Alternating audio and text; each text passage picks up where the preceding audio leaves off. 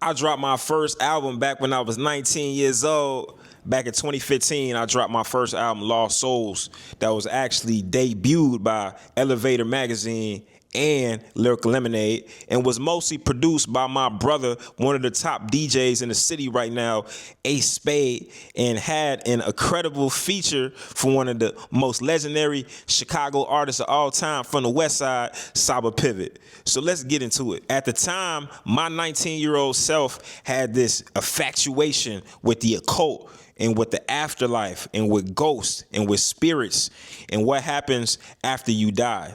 And looking back at it right now, this actually made a lot of sense because death was something that I had to face head first throughout the majority of my life. Like, for example, my mother passed away when I was 3.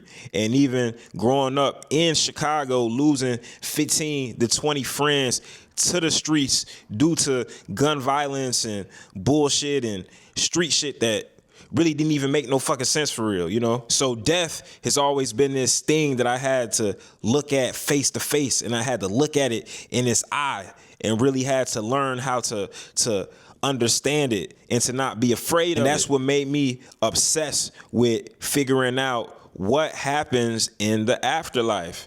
All of these things I was researching at 19 years old. And what I found is that these ghosts and that these spirits that still trapped on this physical plane are actually having trouble getting to the next stage of the afterlife. These spirits, due to certain unfinished business that happened in their past lives and due to fear and confusion, they're actually trapped on earth and they can't get to that next stage. It always felt like I was the chosen one.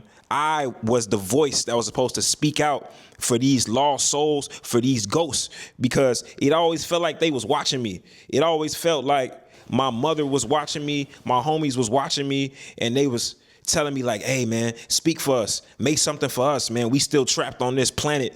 We still trapped on this physical realm, man. We trying to get to the next stage, man. Make something for us.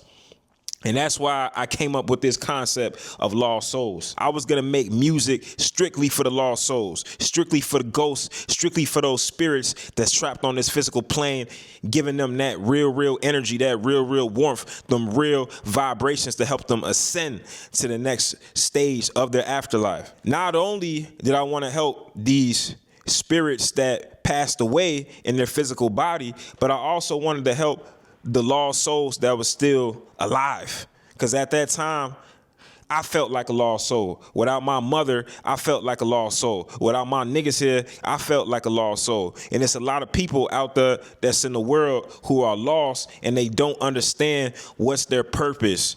They don't know what's the reason why they was born.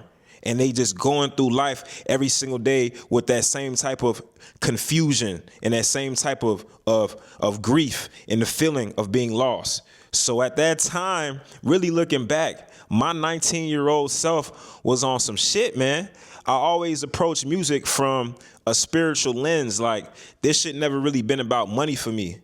It's never really been about money for me, man. I always approach this shit from a spiritual lens just because I had to look death in the eye, face to face, so many times, man.